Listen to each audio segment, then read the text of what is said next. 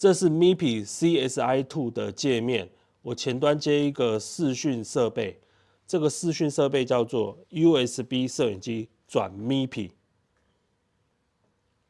我前端的摄影机可以换罗技摄影机，或者是任何的 USB 2.0的摄影机，它就可以成功的进入到这个 SOC 的平台了。你实务上可以使用树莓派、NVIDIA 的开发平台。目前这个是安卓开发平台。各位大家好，我们在做这个嵌入式系统的视讯研发。比如说啊，这是树莓派，那我们要研究这个视讯如何进入这个树莓派，有2种方法。一种啊是走这个 USB 的模式，像这样，这是罗技摄影机，然后呢进入这个树莓派的 USB port。然后另外一种方式啊，就是那个 MIPI 的方式，像这个是树莓派，有2个 MIPI， 这个 MIPI 啊叫做 MIPI 的 CSI2 这个方式，可以将这个 CMOS 的 sensor 的画面，透过 MIPI 的 interface 进入到树莓派，然后做研发。那这2种啊有什么差异呢？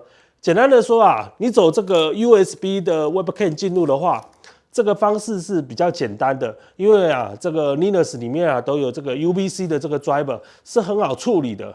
那你走这个 MIPI 进去的话，它的那个要从头开始研发，要开始写 driver 啊，还要写一些控制啊，这些都是一个很大的麻烦。对于初学者来说的话，这个进入的门槛会比较高。那相对的，你走 MIPI 也有好处啊。MIPI 的好处就是它的稳定度高，然后呢，你同一个时间点啊，你可以连接多条的 MIPI 的路径。以这个树莓派这个为例，它只能走一个。但是啊，如果你走的是那个 NVIDIA 的那个开发版的话，它同一个时间可以走6路的这个 MIPI 的进入。那你走这个 UVC 进去的话，你顶多只有走2路。那第3路以上的话，可能就不稳定了。那我们今天这个影片要告诉大家是说，如果啊你今天要走这个 MIPI 进去的话，要怎么克服这个研发的障碍呢？好，我们在市面上啊常看到有一个叫做 HDMI to MIPI 的这条路径，就是说有一个那个 HDMI 的输入，然后呢转成 MIPI 进入。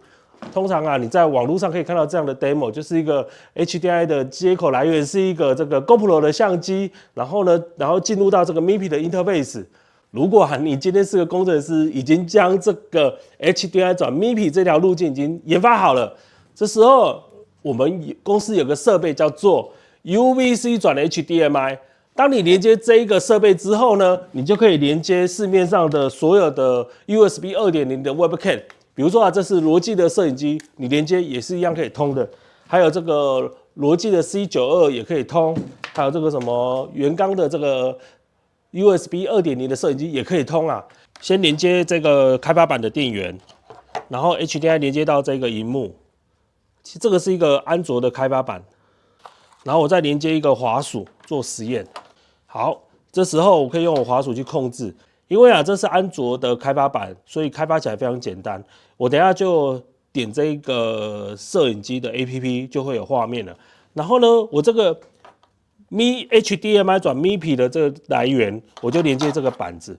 这个板子是这个 UVC in， 这边是 in， 然后 HDMI 出，HDMI 出我就连接到这个板子去，这样子。然后呢，这边是电源，这边是5伏特的电源，我就连接上来。然后最后我再通上这个 USB 摄影机，我就先连接这一个罗技的 C922。当我连接进去的时候，这个灯会有蓝灯出现。你看，蓝灯出现表示说，这已经通了。那我再打开这个 APP， 这样就有画面了。你看，这个画面就是这个罗技的摄影机了。我们的玩法就是将这个 USB 2.0 全部转成 1080P 出来。不管你的摄影机是什么640/480啊，还是1280x720，还是1080P， 不管，全部都转成 1080P 出来。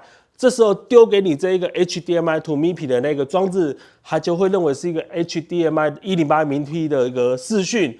这时候就可以成功的连接，可以大大的减少你的研发的一个时间。这个画面的流畅度啊，跟你的开发版有关啊。我们这一款的转换器是可以输出 HDMI 的60、30、25，还有24，就可以配合这个板子。如果你这块板子只能吃25的话，我可以设定成这个25这样子。可以怎么设定呢？就有这个 USB 的接口去做设定。好，这样子。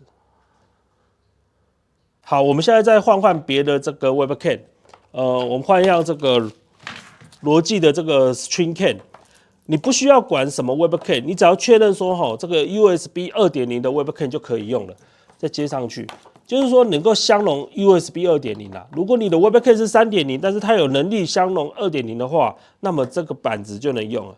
你看这样就可以，你看画面就直接出来了，你不用再做任何的研发啊。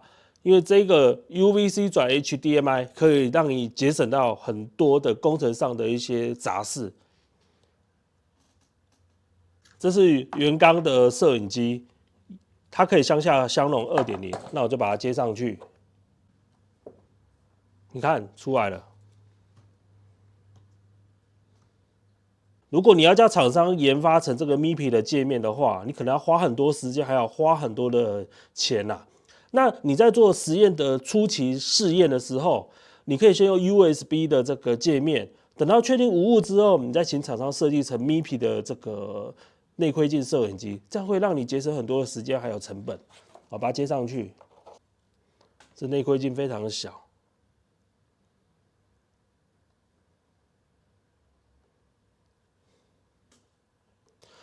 当然啦，你换上这个 USB 的文件摄影机也可以用啊。你看。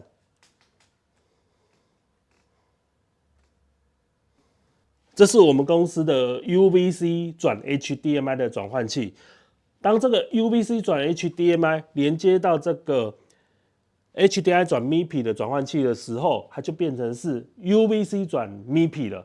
这时候啊，你就可以做很多方便的实验。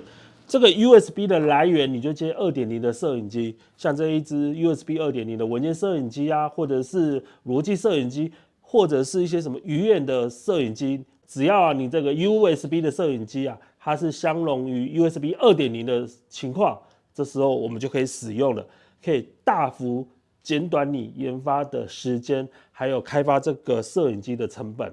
那等你确定这一支摄影机无误的时候，你再去跟厂商去洽谈说怎么设计成这个 MIPI 的界面的这个摄影机。这个啊，对于你在初期的研发的时候，是一个很好的一个工具。